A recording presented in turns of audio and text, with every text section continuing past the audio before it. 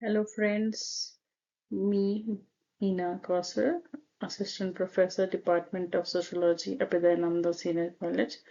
Welcome you again for my class. We are having this syllabus of sociology, basic concepts in sociology. In the last classes, we have already finished meaning, definition and characteristics. Today we are going to focus on changing types of society. So let's begin the class with little introduction. Changing types of society refers to the transformation of a society's structure, culture, and behavior over time. It includes changes in social institutions, relationships, and cultural patterns, impacting how people interact and organize themselves. Understanding these changes requires examining how societies evolve from basic forms like hunting and gathering to more complex industrial and post-industrial structure. We'll start with the first stage of society, that is pre-industrial societies. Before the Industrial Revolution and the widespread use of machines, societies were small, rural, and dependent, largely on local resources.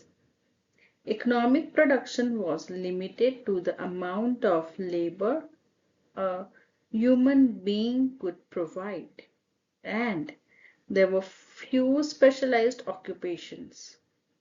The very first occupation was that of hunter-gatherer. So we'll start with another stage, that is hunting and gathering stage. I hope you people have already covered the hunting and gathering. Maybe you're having some memories.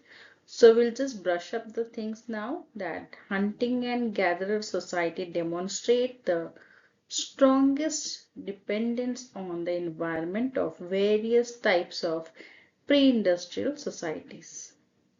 As the basic structure of human society until about 10,000 to 12,000 years ago. These groups were based around kinship or tribes.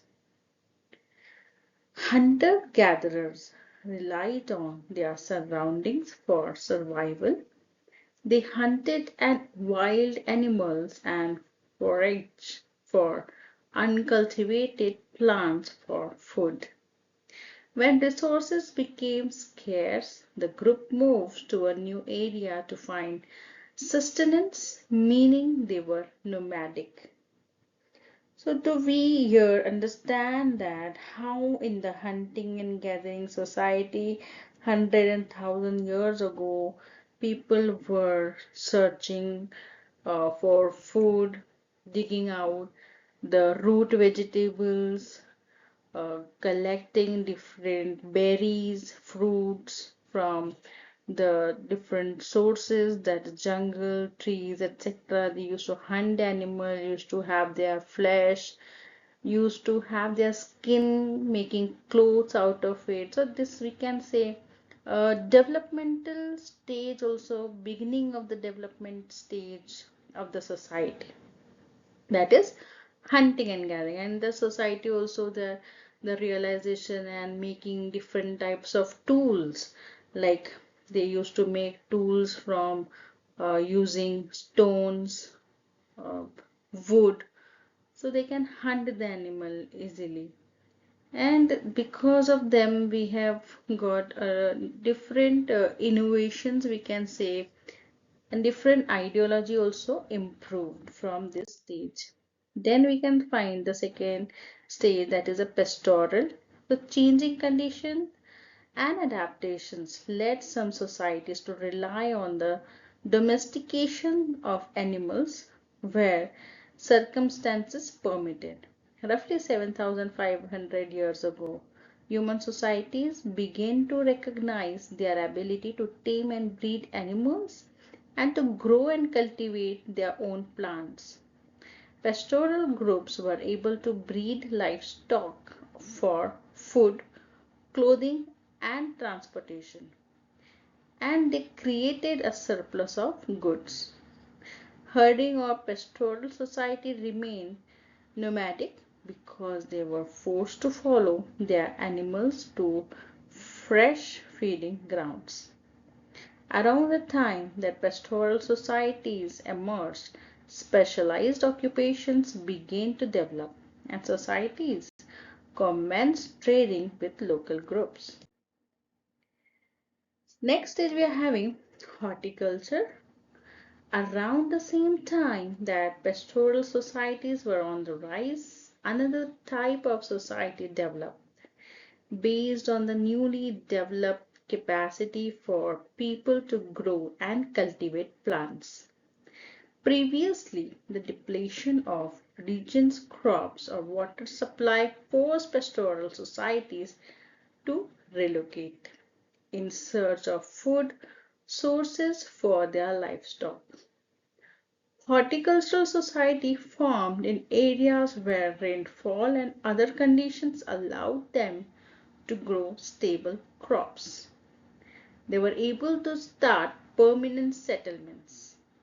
This created more stability and more material goods and became the basis for the first revolution in human survival. So far we are finding that students that how the society changes from one stage to the another stage and so on. So we'll move to the next stage, that is agricultural society, where while pastoral and horticultural societies used small temporary tools such as digging sticks or hoes, agricultural society relied on permanent tools for survival. Around 3000 BCE, an explosion of new technology known as the agricultural revolution made farming possible and profitable. Farmers learned to rotate the types of crops grown on their fields and to reuse waste products such as manure as fertilizers, which led to better harvest and bigger surpluses of food. New tools for digging and harvesting were made of metal, and this made them more effective and longer lasting. Human settlements grew into towns and cities, and particularly bountiful regions became center of trade and commerce. After this agricultural society, we going for the next stage of society development or changes, you can say, that is industrial society.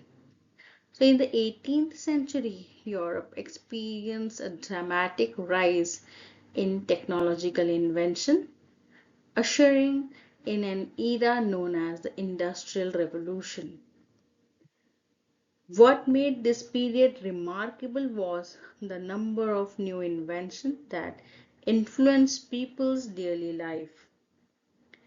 In 1782, James Watt and Matthew Boulton created a steam engine that could do the work of 12 horses by itself. One of the results of increased productivity and technology was the rise of urban centers. Workers flocked to factories for jobs, and the populations of cities became increasingly diverse.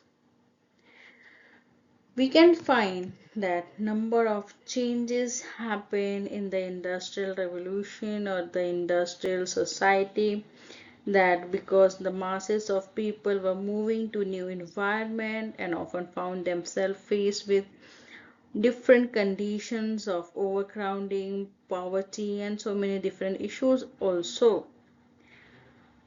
As here the main focus was the production, manufacturing, the goods. Next stage, connection with the industrial society, that is the post-industrial society. Post-industrial society, we can say the information societies, sometimes known as post-industrial or digital societies, are a recent development.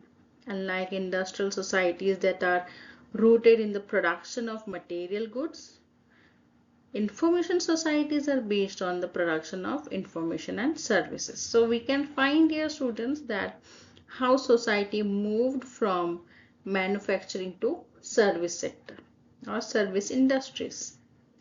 Digital technology is the steam engine of information societies. Since the economy of information societies is driven by knowledge and not material goods, power lies with those in charge of storing and distributing information.